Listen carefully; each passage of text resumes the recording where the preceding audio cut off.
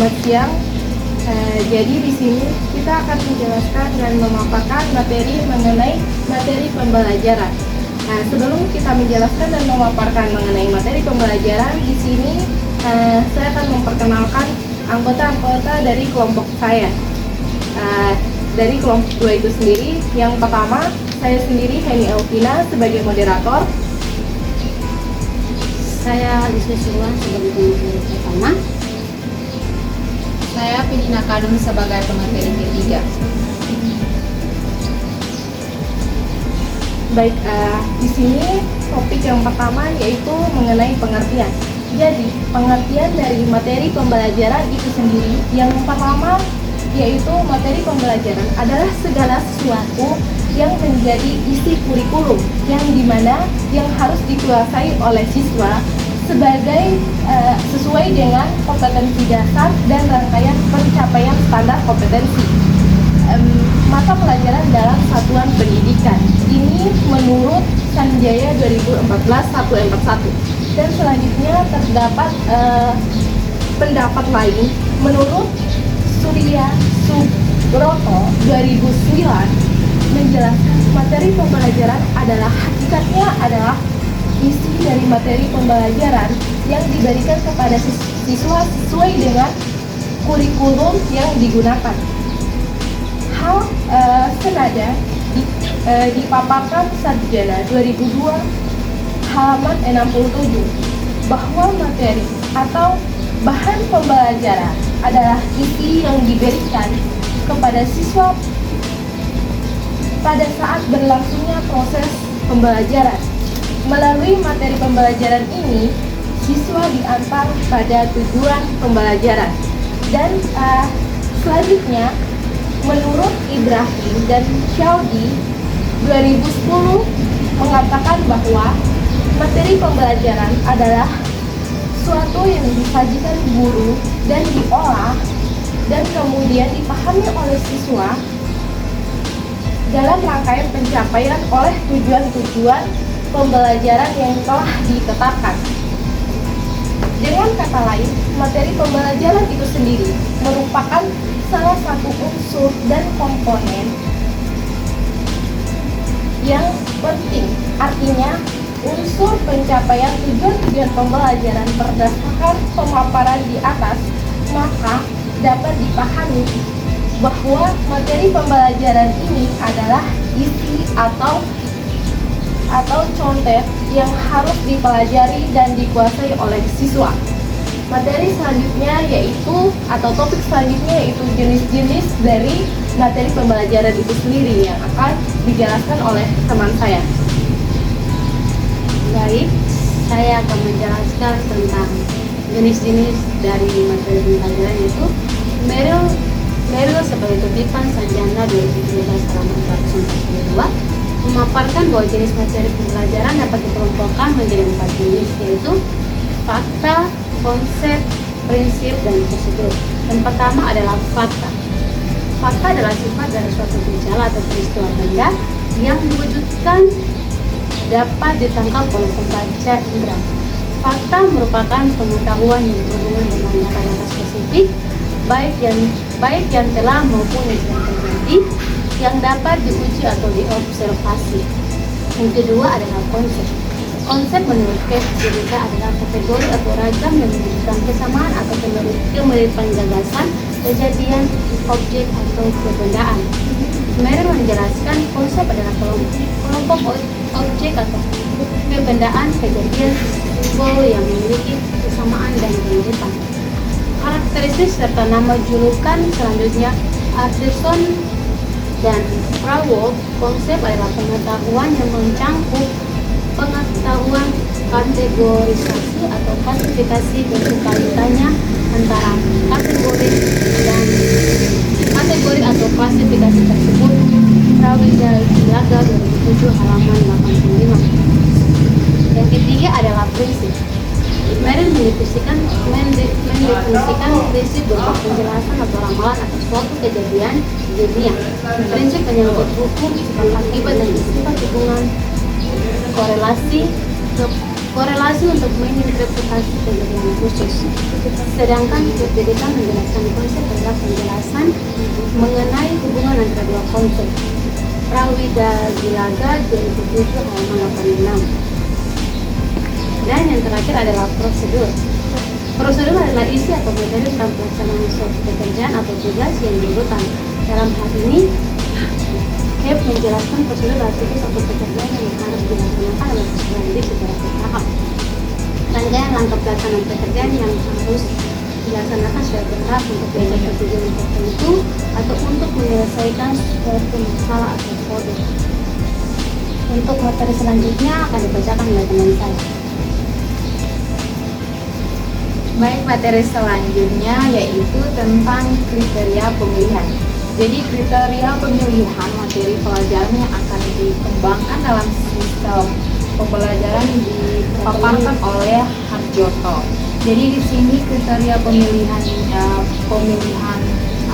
materi pembelajaran ini terdapat 6 poin. Yang pertama kriteria tujuan pembelajaran, dan yang kedua materi pelajaran supaya terjabar, yang ketiga relevan dengan kebutuhan siswa, dan yang keempat kesesuaian dengan kondisi masyarakat, dan yang kelima materi pelajaran yang mengandung segi-segi etik, dan yang keenam atau yang terakhir materi pelajaran tersusun dalam ruang lingkup. Jadi yang pertama kriteria tujuan pembelajaran. Jadi kriteria tujuan pembelajaran adalah suatu materi pelajaran yang terpilih masuk untuk mencapai tujuan pembelajaran khusus atau tujuan-tujuan tingkah laku. Sedangkan materi pelajaran supaya terjabar yaitu perincian materi pelajaran berdasarkan pada tuntutan, di mana setiap tujuan pembelajaran dirumuskan secara spesifik dan dapat diamati dan terukur. Terus yang ketiga relevan dengan kebutuhan siswa. Relevan dengan kebutuhan siswa ini merupakan kebutuhan siswa yang pokok adalah bahwa materi ini ingin berkembang berdasarkan potensi yang dimilikinya. Sedangkan yang keempat kesesuaian dengan kondisi masyarakat. Kesesuaian dengan kondisi masyarakat ini adalah siswa dipersiapkan untuk menjadi warga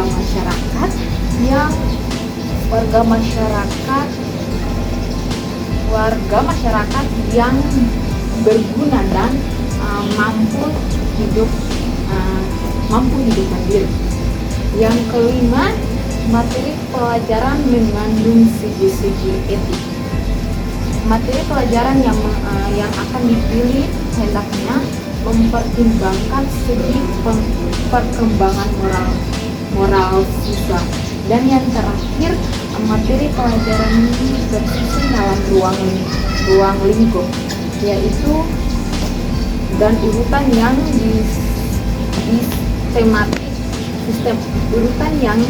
sistematis dan logis. Yang berikut adalah pengembangan materi. Pengembangan materi ini terdapat 3 poin, yaitu sumber dan pendekatan, terus yang kedua prinsip pengembangan, dan yang ketiga langkah-langkah pengembangan. Jadi sumber dan pendekatan ini merupakan materi pembelajaran ditemukan dari berbagai sumber seperti buku pelajaran, majalah, jurnal, dan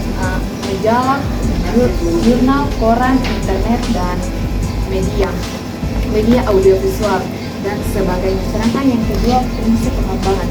Prinsip pengembangan ini adalah berbagai prinsip dasar yang harus diperhatikan dalam pengembangan materi pembelajaran, yaitu terdapat 3 poin, yaitu kesesuaian atau relevansi. Yang kedua kejagaan keajegan atau konsistensi, dan yang ketiga kecukupan atau education. Yang ketiga langkah-langkah pengembangan. Langkah-langkah pengembangan pengembangan materi pembelajaran dilakukan sebagai berikut, yaitu terdapat 3 poin juga. Yang pertama, identifikasi kompetensi dasar. Yang kedua, identifikasi materi yang ajar berdasarkan ranah atau dimensi. Dan yang ketiga, menentukan materi yang sesuai dengan kompetensi dasar. Materi selanjutnya akan dipaparkan oleh teman saya. Baik, saya akan membacakan materi selanjutnya atau saya terang dan terakhir yaitu pengemasan materi. Pengemasan materi yang pertama adalah prinsip pengemasan. Materi pembelajaran pada hakikatnya adalah pesan-pesan yang ingin disampaikan guru kepada peserta didik untuk dikuasainya. Pesan adalah informasi yang akan disampaikan baik berupa ide, data, fakta, konsep, dan lain sebagainya yang dapat berupa kalimat, tulisan, gambar, peta, ataupun hanya. Pesan bisa disampaikan melalui bahasa verbal dan non-verbal.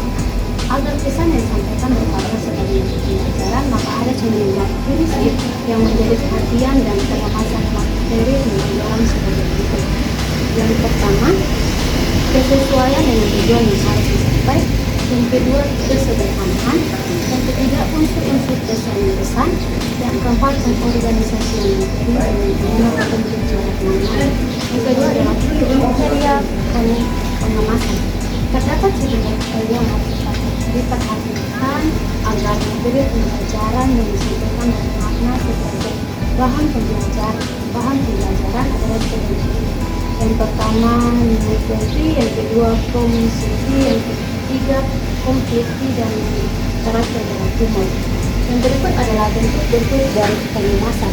Materi pembelajaran dapat disebutkan dalam berbagai bentuk pengemasan. Di antara bentuk pengemasan materi pembelajaran adalah sebagai berikut. Pertama, materi pembelajaran terprogram. Yang kedua, pengemasan materi pembelajaran melalui minggu. Dan yang ketiga, C, pengemasan materi pembelajaran kompilasi. Demikian yang dapat saya sampaikan. Saya kembalikan kepada Ibu. Baik, ini tadi pemaparan materi mengenai materi pembelajaran. Jadi bisa ditarik kesimpulan dari materi pembelajaran ini adalah suatu hal yang terdapat di dalam kurikulum atau bisa dikatakan isi dari kurikulum tersebut, yang dimana terdapat proses belajar mengajar di dalamnya, dan proses belajar mengajar itu untuk mencapai tujuan dalam pembelajaran itu sendiri. Itu saja pemaparan materi pembelajaran dari kelompok 2. Sekian dari kami, selamat siang.